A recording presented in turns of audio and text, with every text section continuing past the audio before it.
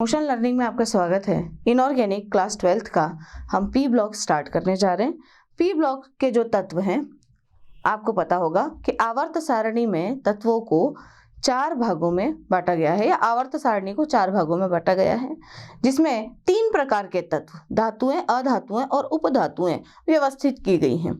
आप जानते हैं आवर्त सारणी में 7 आवर्त और 18 वर्ग होते हैं, जिसमें से ये एस ब्लॉक, ये वाला पी ब्लॉक, ये बीच में जो आपको नजर आ रहा है ये है डी ब्लॉक, और नीचे की तरफ जो है एफ ब्लॉक के तत्व पाए जाते हैं। हमारा जो चैप्टर है वो है पी ब्लॉक के तत्व। पी ब्लॉक मैं आपको बता दूं कि 7 आवर्त और 13 से लेकर के 18 वर्ग में व्यवस्थित रहते हैं। ये अकेला ऐसा ब्लॉक है जिसमें कि धातु, अधातु और उपधातु तीनों ही प्रकार के तत्व पाए जाते हैं। अब आपको यदि पता लग जाए कि ये कौन धातुएं हैं और कौन कौन अधातुएं हैं, उसके लिए आपको पता होना चाहिए कि उपधातुएं कौन कौन सी हैं। Boron, silicon, germanium, arsenic, antimony, tellurium और एस्टेटिन। ये जो तत्व मैंने अभी आपको यहाँ चिन्हित करके बताए हैं, ये तत्व होते हैं उपधातुएं। कौन सी धातुएं? उपधातुएं। उपधातुओं के ऊपर जितने भी तत्व पाए जाते हैं वो कहलाती हैं अधातुएं। क्या कहलाती हैं बेटे? अधातुएं। और उपधातुओं के नीचे उपस्थित जो तत्व होते हैं वे कहलाते हैं धातुएं। तो यदि हमें उपधातुओं के बारे में पता लग जाए तो हम धातुओं और अधातुओं को स्पष्ट रूप से वर्गीकृत कर पाते हैं। तो मैं आपको बताऊं कि उपधातुएं कौन कौन सी होती हैं। यहाँ आपको देखने पर तो पता लग ही जाएगा, बट यदि ये याद हो जाए तो और भी अच्छी बात होगी। तो उपधातुएं कौन कौन सी हैं? देखिए, boron, silicon, germanium, arsenic, antimony, tellurium और एस्टेटिन। इनको याद करने के लिए एक छोटी सी ट्रिक हम यहां पर देखेंगे। बी से हम बनाएंगे भोले शिव जी, भोले शिव जी ऐसी सब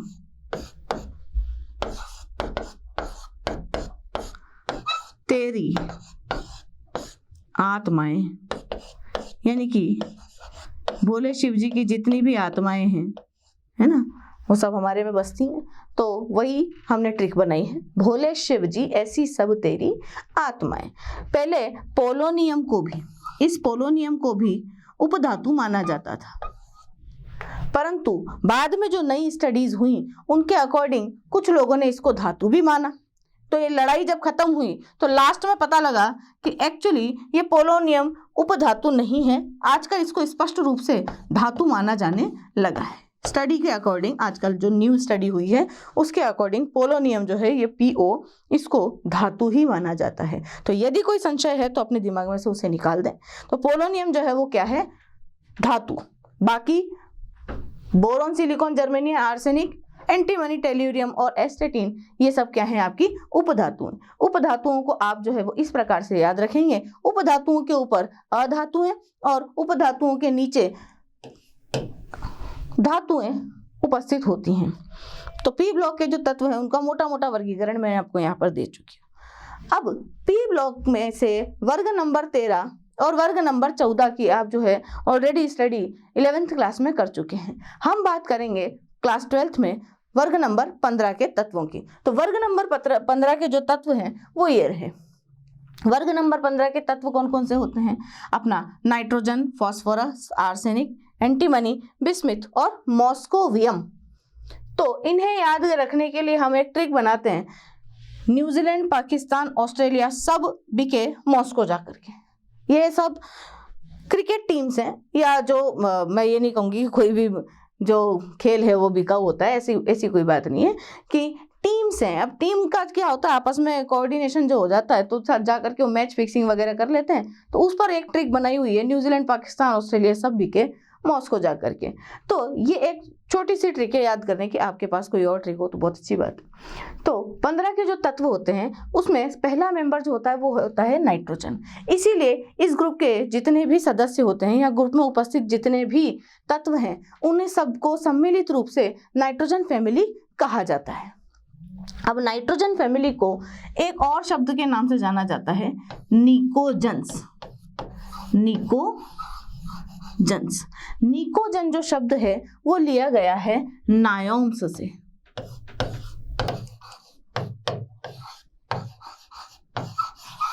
नायोम्स, निकोजन्स भी इनको कहा जाता है, या ये जो शब्द है ये लिया गया है नायोम्स से। नायोम्स का मतलब होता है सफोकेशन। सफोकेशन मतलब सफोकेशन का मतलब है घुटन।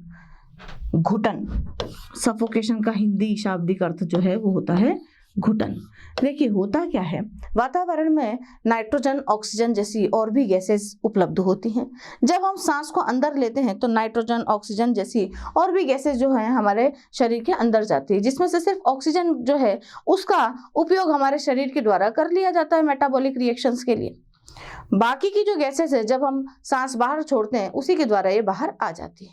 बट जब कभी ऑक्सीजन की कमी हो जाती है तो हमें अजीब सी घुटन नहीं होने लगती है? कभी हम बंद कमरे में कहते हैं ना कि बंद कमरे में मोमबत्ती वगैरह जला करके नहीं सोना चाहिए, या कोई आग वगैरह जल रही हो उसको बंद नहीं करना चाहिए, ऑक्सीजन की कमी हो जाती है, क्योंकि ऑक्सीजन जो गैस है वो जलाने में सहायक होती है। ऑक्सीजन की अनुपस्थिति में कोई भी चीज़ जो है वो जल नहीं सकती, ज्वाला उत्पन्न नहीं हो सकती। तो ऑक्सीजन का उपयोग उस ज्वाला के द्वारा कर लिया जाता है। तो वातावरण में क्या बचती है? नाइट्रोजन बचती है। आपको पता है वातावरण में, हमारे वायुमंडल में 78% नाइट्रोजन उपस्थित होती है, पर हमारे काम की तो ऑक्सीजन है। तो ऑक्सीजन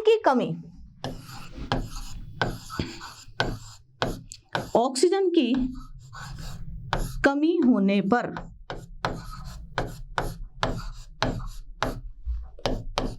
नाइट्रोजन का वातावरण घुटन उत्पन्न करता है।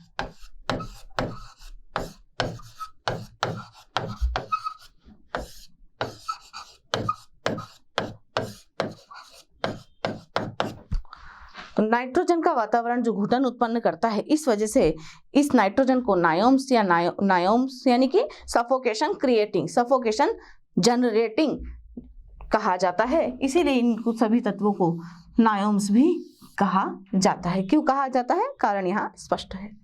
अब हम बात करते हैं इनके इलेक्ट्रॉनिक विन्यास की। तो इलेक्ट्रॉनिक विन्यास कैसे लिखते हैं बेटे?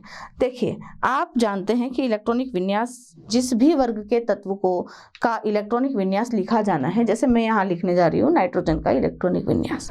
नाइट्रोजन ग्रुप वर्ग नंबर आवर्त दूसरे का तत्व है, वर्ग नंबर 15, और आवर्त नंबर 2 का तत्व है। वर्ग नंबर 15 के जो तत्व होते हैं इनका जो जनरल इलेक्ट्रॉनिक कन्फिगरेशन है, सामान्य इलेक्ट्रॉनिक विन्यास जो है वो होता है NS2Np3। ये हम छोटी क्लासेस में 11th क्लास में जब हम लोगों ने इलेक्ट्रॉनिक विन्यास पढ़ा था वहां पर ये चीज स्पष्ट थी। तो सामान्य जो इलेक्ट्रॉनिक विन्यास है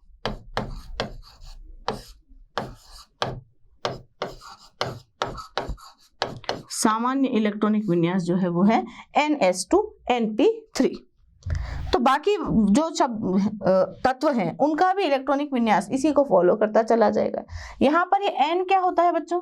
N मतलब जिस आवर्त का तत्व है वो। जैसे नाइट्रोजन जो है वो कौन से आवर्त का तत्व है? दूसरे आवर्त का। तो इसका जो कॉन्फ़िगरेशन होगा वो क्या होगा?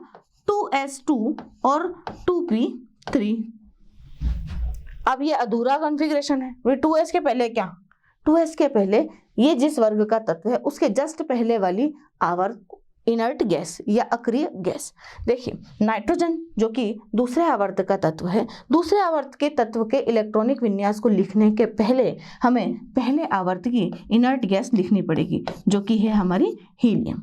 हीलियम लिख दिया, इसका मतलब आप स्पष्ट है कि हीलियम तक का इलेक्ट्रॉनिक विन्यास आप लिख चुके। ठीक है, और बचा हुआ जो इलेक्ट्रॉनिक विन्यास है वो आगे है। उसी प्रकार जैसे फास्फोरस का इलेक्ट्रॉनिक विन्यास लिखना है तो फास्फोरस कौन से आवर्त का तत्व है बच्चों? तीसरे आवर्त का तत्व है। तो तीसरे आवर्त के किसी भी तत्व के इलेक्ट्रॉनिक विन्यास को लिखने के पहले हमें दूसरे आवर्त की अक्रिय गैस जो कि कौन है? नियॉन लगानी पड़ेगी। नियॉन लिख दिया, इसका मतलब आपने नियॉन तक का इलेक्ट्रॉनिक विन्यास खत्म कर दिया, और उसके बाद में बचा हुआ इलेक्ट्रॉनिक विन्यास सामान्य इलेक्ट्रॉनिक विन्यास को देखते हुए हमें लिख देना है। सामान्य इलेक्ट्रॉनिक विन्यास बोलता है NS2 n की जगह पर हम लिखेंगे जिस आवर्त का ये तत्व है। कौन से आवर्त का तत्व है जी? तीसरे आवर्त का। तो हम लिखेंगे 3s2 3p3। यहाँ तक कोई दिक्कत नहीं। पर जब आप इधर नीचे वाले तत्वों की तरफ आते हैं तो नीचे आपको पता होगा कि ये दूसरा आवर्त है, ये फास्फोरस तीसरे आवर्त का तत्व है, आर्सेनिक चौथे आवर्त का, एंटीमनी पांचवें आवर्त का, बिस्मिथ छठे आवर्त का और मॉस्कोवियम सातवें आवर्त का तत्व होता है।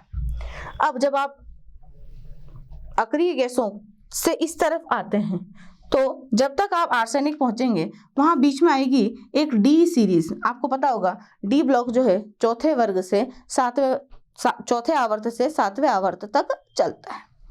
तो फोर्थ पीरियड से सेवेंथ पीरियड तक जब डी ब्लॉक चलता है तो बीच में जो तत्व आते हैं उसकी एक सीरीज होती है। तो पहली जो सीरीज होती है उसे आप 3D सीरीज कहते हैं। इसके बाद वाली सीरीज को आप 4D सीरीज कहते हैं, क्योंकि यहाँ बीच में 3D सीरीज के तत्व हैं। मतलब डी ब्लॉक के जो पहली सीरीज है उसके इलेक्ट्रॉनिक विन्यास में, यानी कि उनका जो डी वर्ग है वो यहाँ पर लिखा जाएगा। तो 3D सीरीज के एलिमेंट्स यहाँ पर, 3D सीरीज के तत्व यहाँ पर आएंगे। तो आर्सेनिक अपना, क्योंकि चौथे आवर्त का तत्व है, चौथे आवर्त के तत्वों का इलेक्ट्रॉनिक विन्यास, पी ब्लॉकों का इलेक्ट्रॉनिक विन्यास लिखने के पहले आपको डी ब्लॉकों को भी ध्यान में, डी ब्लॉक के तत्वों को भी ध्यान में रखना पड़ेगा। तो ये चौथे आवर्त का तत्व है, तो आपको इलेक्ट्रॉनिक विन्यास कैसे लिखना है? पहले आप लगाएंगे तीसरे आवर्त की इनर्ट गैस जो कि कौन है? अपनी नियॉन। के बाद में कौन आते हैं? Helium, neon, argon. कौन सी है भैया? आर्गन। आर्गन आपके तीसरे आवर्त की इनर्ट गैस है। ये लगाने के बाद में जब आप सामान्य इलेक्ट्रॉनिक विन्यास की तरफ बढ़ेंगे उसके पहले आप क्या ध्यान रखेंगे? 3D सीरीज के तत्वों का ध्यान रखेंगे, यानी कि फर्स्ट ट्रांजिशन सीरीज के एलिमेंट्स की बात मैं कर रही हूँ। तो उनका जो आखिरी इलेक्ट्रॉन है वो कहाँ भरा जाता है? 3D में भरा जाता है। 3D में जब तक पूरा नहीं भरा जाएगा तब तक आप आगे इलेक्ट्रॉनिक विन्यास नहीं लिख सकते। तो डी ब्लॉक के तत्वों का ध्यान रखते हुए हमें आगे बढ़ना है। 4s2 और 4p3। बोलिए आया? एंटीमनी का देखिए, एंटीमनी पांचवें आवर्त का तत्व है। पांचवें आवर्त का तत्व का इलेक्ट्रॉनिक विन्यास लिखने के पहले आपको क्या करना पड़ेगा? चौथे आवर्त की गैस लगानी पड़ेगी। चौथे आवर्त की गैस कौन सी है? Helium, neon, argon, krypton. कौन सी है बेटे? क्रिप्टन। आपने क्रिप्टन लिख दिया, यानी कि आपने क्रिप्टन तक का इलेक्ट्रॉनिक विन्यास खत्म कर लिया। अब आप डी ब्लॉक के तत्व जो कि अगली सीरीज क्या कहलाएगी? 4D सीरीज कहलाएगी, उन्हें पूरा कर देंगे। और खुद क्योंकि ये पांचवें आवर्त का तत्व है, पांचवें आवर्त का तत्व है, इसलिए n हमारा क्या होगा? 5। तो 5s2 5p3 इसका इलेक्ट्रॉनिक विन्यास।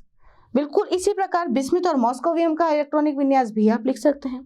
कैसे लिख सकते हैं? देखिए, बिस्मिथ का इलेक्ट्रॉनिक विन्यास लिखने के पहले आपको ये ध्यान में होना चाहिए कि छठे और सातवें आवर्त में आपका F ब्लॉक भी उपस्थित होता है।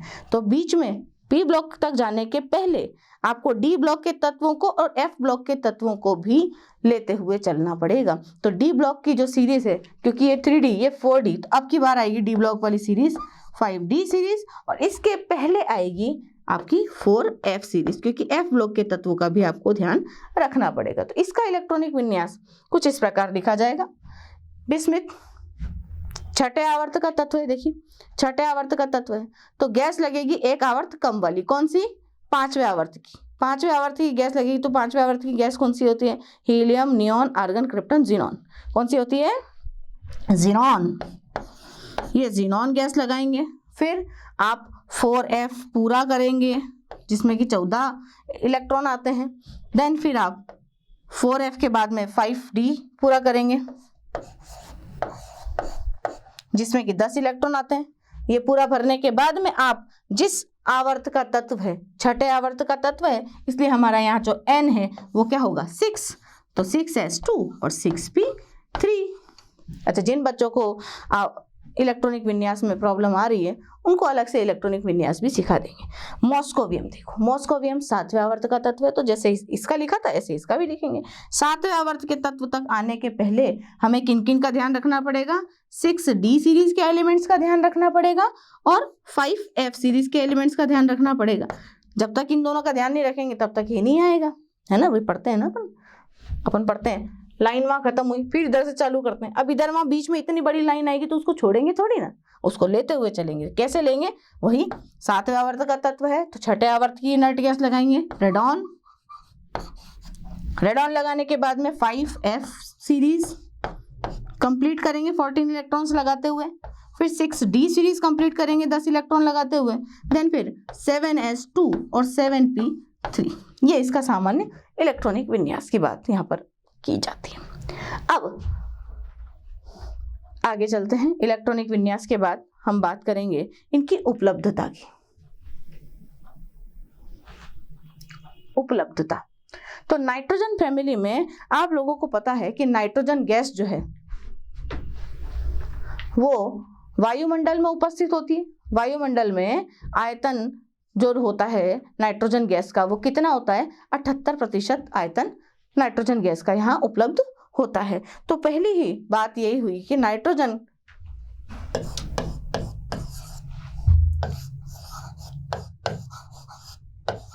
वायुमंडल में, नाइट्रोजन वायुमंडल में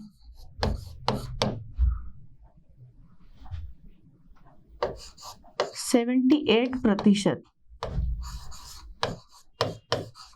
आयतन में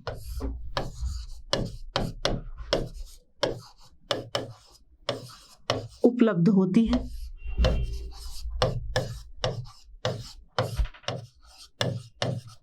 बोलिए, नाइट्रोजन का वातावरण में कितना आयतन होता है, 78%। इसके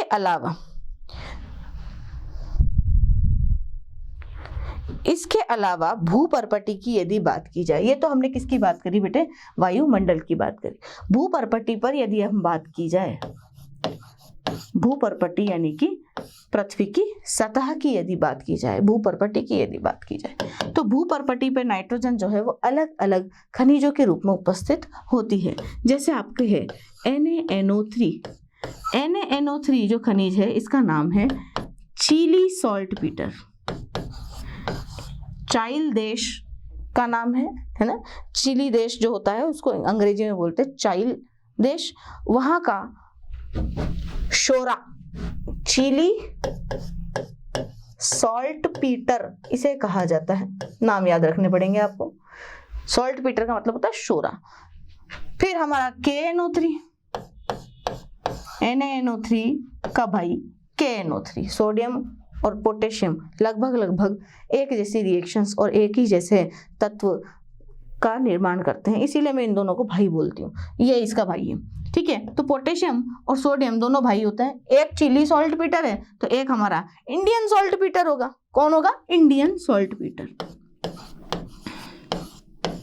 इंडियन सॉल्ट पीटर, ठीक है। शोरा क्या बोलते हैं, शोरा हिंदी में। तो पोटेशियम और सोडियम के नाइट्रेट के रूप में भी जो हमारा नाइट्रोजन है वो भूपर्पटी पर उपस्थित होता है। अब नाइट्रोजन के बाद में यदि मैं बात करूं फास्फोरस की, तो फास्फोरस भी खनिजों के रूप में उपलब्ध होता है। फास्फोरस जो है वो एपेटाइट की फॉर्म में उपस्थित होता है, एपेटाइट के रूप में उपस्थित होता है। नाइट्रोजन के बाद में फास्फोरस की मैं बात कर रही हूँ। तो फास्फोरस के जो एपेटाइट्स होते हैं वो कौन कौन से होते हैं, देखिए कैल्शियम फॉस्फेट, आप जानते हो PO4 के ऊपर 3- चार्ज होता है और Ca के ऊपर 2+ चार्ज होता है। तो 2 तो यहाँ लगा देंगे और इसका 3 यहाँ लगा देंगे, तो ये बन गया किसका फॉर्मूला, कैल्शियम फॉस्फेट का फॉर्मूला। तो कैल्शियम फॉस्फेट और कैल्शियम फ्लोराइड का जो द्विक लवण होता है इसे कहा जाता है फ्लोरएपेटाइट। क्या कहा जाता है? क्योंकि फ्लोरीन लिया है इसलिए कहा जाएगा इसे फ्लोरएपेटाइट। बहुत टाइट होता है इसलिए एपेटाइट। और इसी का एक और भाई कैल्शियम फॉस्फेट, परंतु अब की बार हम लेंगे कैल्शियम क्लोराइड। देखिए एक जैसे दिख रहे हैं पर यहाँ फ्लोरीन है और यहाँ क्लोरीन है, तो इसे कहा जाएगा क्लोरएपेटाइट। क्लोरीन की वजह से इसे कहा जाएगा बेटे क्लोरएपेटाइट।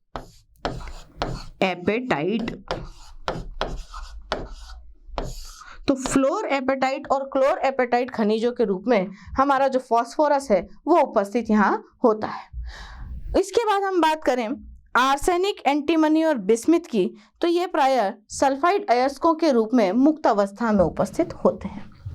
मतलब कि सोडियम हो गया, पोटेशियम हो गया, बचा कौन कौन हमारा?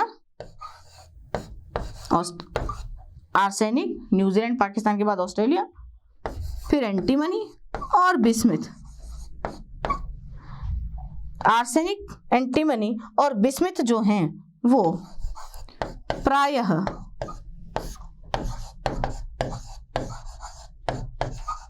सल्फाइड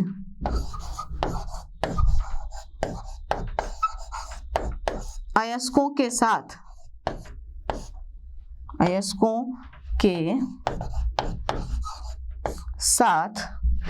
मुक्त अवस्था में पाया जाता है।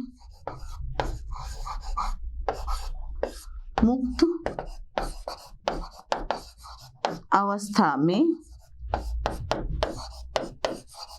पाया जाता है। तो मुक्त अवस्था में आर्सेनिक, एंटीमनी और बिस्मिथ जो है सल्फाइड अयस्कों के रूप में उपस्थित होते हैं।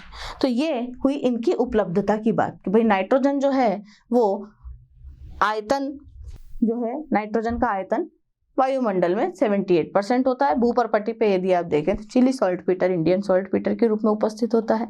फॉस्फोरस जो है वो एपेटाइट की फॉर्म में उपस्थित होता है। बाकी आर्सेनिक, एंटीमनी और बिस्मिथ जो है वो अपने सल्फाइड अयस्कों के रूप में उपस्थित यहाँ पर होते हैं। अगली बात हम करेंगे परमाणु की त्रिज्या की। अब परमाणु की त्रिज्या की बात मैं करने के पहले आप लोगों को एक बात बताना चाहूँ कि जब आप आवर्त सारणी में आवर्त में बाएं से दाएं जाते हैं तो परमाणुओं का आकार किस प्रकार परिवर्तित होता है आप जानते हैं, और वर्ग में ऊपर से नीचे आने पर परमाणुओं का आकार किस प्रकार परिवर्तित होता है ये भी आप जानते हैं। तो वर्ग में ऊपर से नीचे आने पर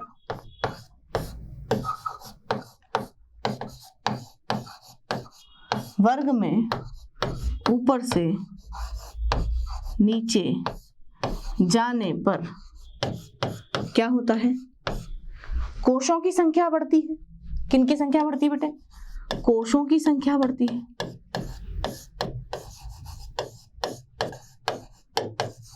और कोशों की संख्या बढ़ेगी तो त्रिज्या भी बढ़ेगी, क्योंकि आपको पता है परमाणु कैसा होता है, बीच में एक नाभिक होता है, बाहर जो है कोश पाए जाते हैं, और कोश जब जितने ज्यादा कोश होंगे उतनी ही ज्यादा इनकी त्रिज्या होगी और उतना ही बड़ा जो परमाणु का आकार होगा।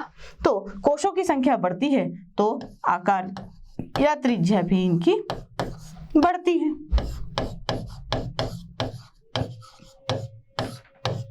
आकार या त्रिज्या बढ़ेगी तो नाइट्रोजन, न्यूजीलैंड, पाकिस्तान, ऑस्ट्रेलिया, जरा ट्रिक याद करें, आपको जो याद है आप वही दोहराएं, मुझे ऐसे याद है तो मैं ऐसे, ठीक है। तो इनकी यदि मैं बात करूं, इन तत्वों की यदि मैं बात करूं तो इन तत्वों का जो परमाणु आकार है वो किस प्रकार बढ़ता है बच्चों? भाई सबसे ऊपर के आवर्त के तत्व में सबसे कम कोश होंगे और नीचे वाले जो जैसे जैसे आप ऊपर से नीचे की तरफ आवर्त में बढ़ते चले जाएंगे कोशों की संख्या बढ़ेगी। कोशों की संख्या बढ़ेगी तो साइज भी बड़ा होगा। तो सबसे बड़ा साइज किसका होगा इनमें से? बिस्मिथ का होगा, ठीक है। अब यहाँ पर जो बढ़ोतरी है साइज में या आकार में वो नाइट्रोजन से लेकर के आर्सेनिक तक की बढ़ोतरी तो बहुत तेजी से होती है, यानी कि तेजी से वृद्धि होती है यहाँ पर। परमाणु के आकार में, परंतु आगे जो वृद्धि है वो धीमी गति से होती है। ठीक है,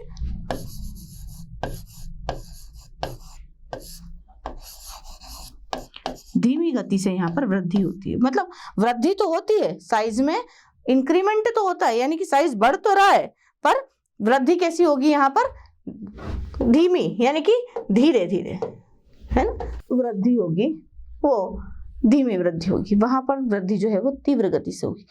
इसका कारण क्या है? इसका कारण देखो, जब आपने एंटीमनी और बिस्मिथ का इलेक्ट्रॉनिक कॉन्फ़िगरेशन लिखा था या इलेक्ट्रॉनिक विन्यास लिखा था, तब इनका इलेक्ट्रॉनिक विन्यास लिखते समय हमारे पास डी और एफ ब्लॉक के तत्व आए थे। तो डी और एफ ब्लॉक के जो तत्व आते हैं, तो डी और एफ के इलेक्ट्रॉन भी आएंगे।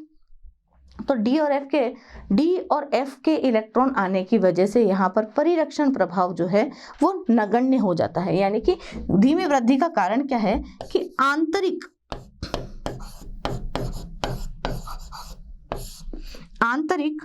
डी व एफ के इलेक्ट्रॉन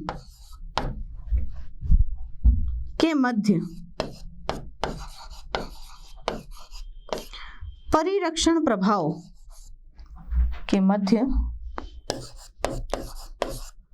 परिरक्षण प्रभाव नगण्य होता है।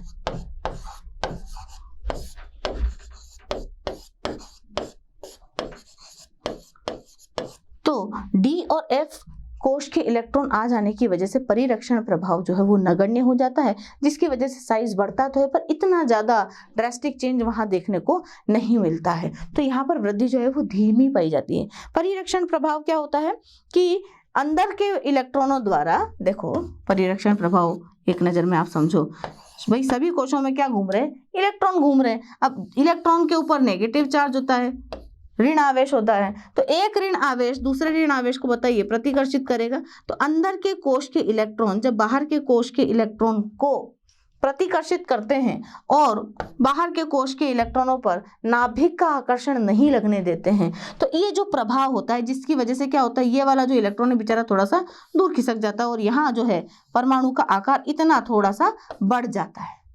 ठीक है भाई, अंदर वाला इलेक्ट्रॉन बाहर वाले इलेक्ट्रॉन को थोड़ा सा धक्का देगा तो दूर जाएगा तो आकार जो है वो वहां से थोड़ा सा बढ़ जाएगा। तो ये जो प्रभाव है ये क्या कहलाता है, शॉर्ट में मैंने समझाया है, परिरक्षण प्रभाव कहलाता है। तो इस परिरक्षण प्रभाव की वजह से इसका और इसके आकार में वृद्धि तो होती है, परंतु यहाँ पर जो वृद्धि होगी वो कैसी होती है, नगण्य माने। परिरक्षण प्रभाव की वजह से थोड़ी सी वृद्धि धीमी गति से होती है, क्योंकि परिरक्षण प्रभाव का मान यहाँ नगण्य होता है क्योंकि बहुत दूर चला जाता है। ठीक है, आगे हम बात करेंगे इनके गलनांक और क्वथनांक की। गलनांक और क्वथनांक की बात करते हैं। गलनांक क्या होता है बच्चों, गलनांक को हम बोलते हैं मेल्टिंग पॉइंट, जिसे हम शॉर्ट में MP लिखते हैं, और क्वथनांक का मतलब होता है बॉइलिंग पॉइंट, जिसे हम शॉर्ट में BP लिखते हैं। BP वो नहीं, ब्लड प्रेशर नहीं, BP मतलब बॉइलिंग पॉइंट। BP और MP की हम यहाँ पर बात करेंगे। तो गलनांक और क्वथनांक हमें बताना है किस तरीके से बढ़ते हैं। तो देखिए, एक तरफ तो मैं बनाती हूँ गलनांक, एक तरफ मैं बात करूंगी गलनांक की, ताकि आप कंफ्यूज ना हो और एक ही बार में दोनों चीजें एक साथ समझें, और एक तरफ मैं बात करूंगी क्वथनांक की। गलनांक और क्वथनांक बिल्कुल इस ग्राफ के कर्व की तरह बढ़ते हैं। कैसे बढ़ते हैं देखिए, सबसे अधिक गलनांक होता है आर्सेनिक। तो यानी कि नाइट्रोजन से लेकर के आर्सेनिक तक तत्वों का जो गलनांक है वो बढ़ता है इस तरीके से। उसके बाद में घटना शुरू हो जाता है इस तरीके से। तो गलनांक का यदि आपसे कोई पूछे कि सबसे सर्वाधिक गलनांक किसका, आर्सेनिक का। गलनांक सर्वाधिक किसका होता है, आर्सेनिक का। और सबसे कम किसका होता है भैया, नाइट्रोजन का, दिख ही रहा होगा। तो सर्वाधिक किसका होता है, अपने आर्सेनिक का। ठीक है, इधर हम बात करें तो क्वथनांक जो है वो सर्वाधिक होता है एंटीमनी का। हाँ, जरूरी नहीं जिसका गलनांक ज्यादा है उसका क्वथनांक भी ज्यादा हो, ऐसी बात नहीं है। तो ये जो है कुछ इस प्रकार से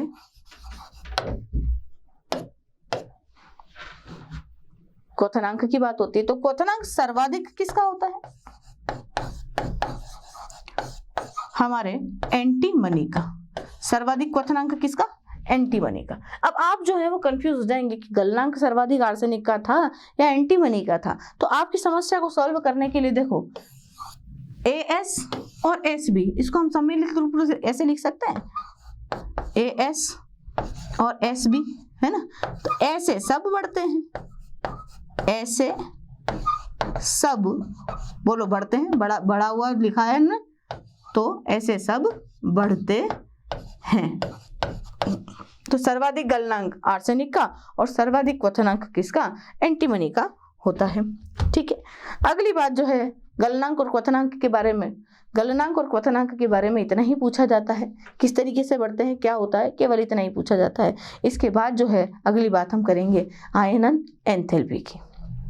आयनन एंथैल्पी के बारे में बताने के पहले मैं आपको ये बता दूं कि आयनन एंथैल्पी को डेल आई एच से डिनोट किया जाता है। अब आयनन एंथैल्पी को पढ़ने के पहले आपको एक चीज पढ़नी पड़ेगी। क्या पढ़नी पड़ेगी? कि भाई जो आपका परमाणु होता है, कौन होता है बेटे? परमाणु। इस परमाणु के दो डायलॉग होते हैं। परमाणु के दो डायलॉग क्या हैं? कि तुम मुझे खून दो, मैं तुम्हें आजादी दूंगा, नहीं, खून खराबा नहीं, तुम मुझे इलेक्ट्रॉन दो, हाँ, मैं तुम्हें एनर्जी दूंगा। एनर्जी मतलब समझते ना, ऊर्जा, मैं तुम्हें एनर्जी दूंगा। और एक डायलॉग दूसरा बिल्कुल जस्ट इसका वाइस वर्सा, कि तुम मुझे एनर्जी दो,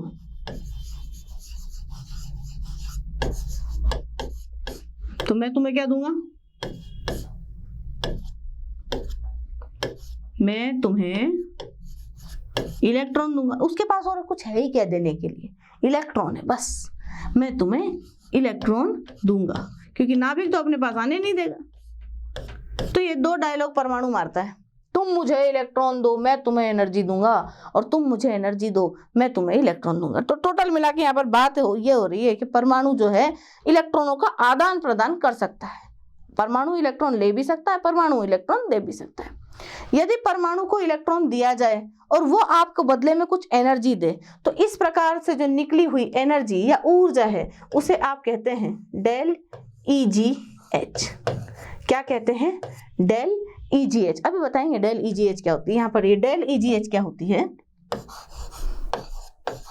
इलेक्ट्रॉन लब्धि enthalpy, electron gain enthalpy, electron लब्धि एंथैल्पी, इलेक्ट्रॉन लब्धि एंथैल्पी को डेल EGH से डिनोट किया जाता है।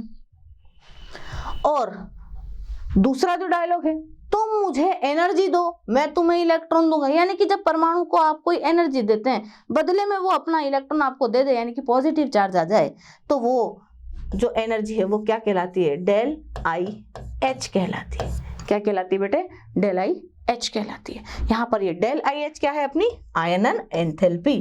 Del IH enthalpy of ionization, आयनन विभव भी इसको बोलते हैं, आयनन एंथैल्पी,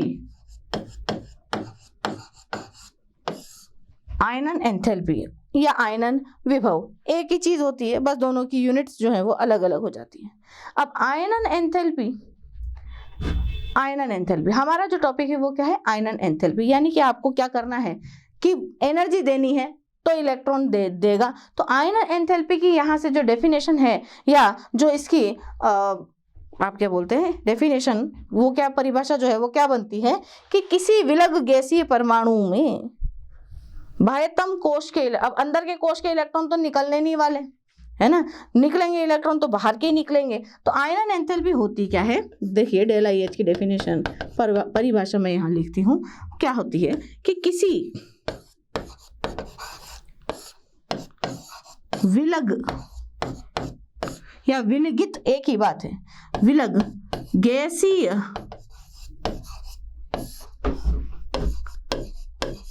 परमाणु के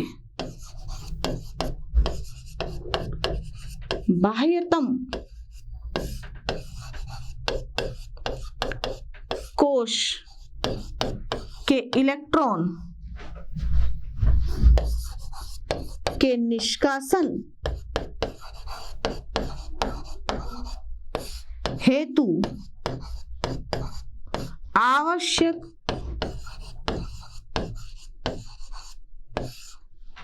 ऊर्जा या एनर्जी, आ गई ना ऊर्जा, क्या कहलाती है? आयनन एंथैल्पी या आयनन विभव कहलाती है। यानी कि किसी विलग गैसीय परमाणु के बाह्यतम कोश के इलेक्ट्रॉन के निष्कासन हेतु जो आवश्यक ऊर्जा है वही क्या कहलाती है? आपकी आयनन एंथैल्पी कहलाती है। ठीक है, जैसे कि मान लीजिए मेरे पास में कोई एक परमाणु है A, ठीक है, तो पहले तो इसको कैसा करना पड़ेगा? आपको गैसीय परमाणु बनाना पड़ेगा।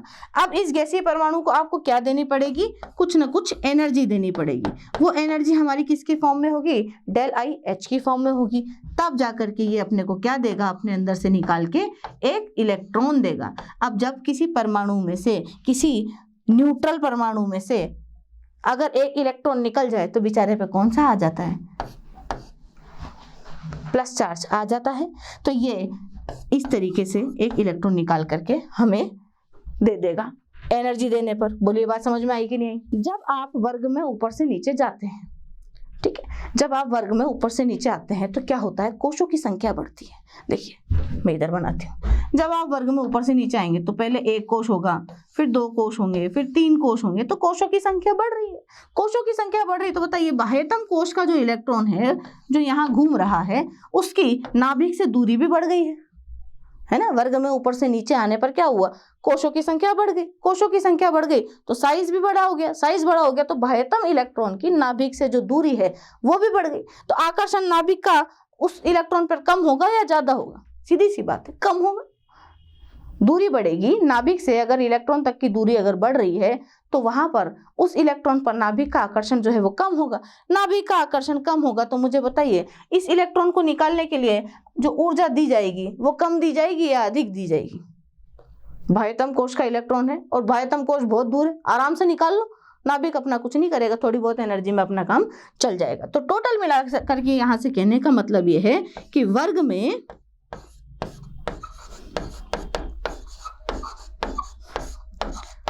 ऊपर से नीचे जाने पर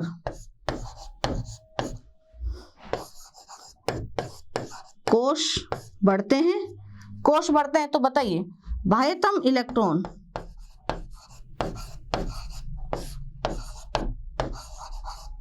की नाभिक से दूरी भी बढ़ेगी। भाई नाभिक से दूरी भी बढ़ेगी। नाभिक से दूरी बढ़ेगी तो बताइए आकर्षण कम होगा। उस इलेक्ट्रॉन पर नाभिक का जो आकर्षण है वो कम होगा। नाभिक का आकर्षण कम होगा तो हमारी जो डेल आई एच की वैल्यू है वो भी कैसी हो जाएगी? कम हो जाएगी। बोलिए कारण समझ में आया? इसलिए नाइट्रोजन फॉस्फोरस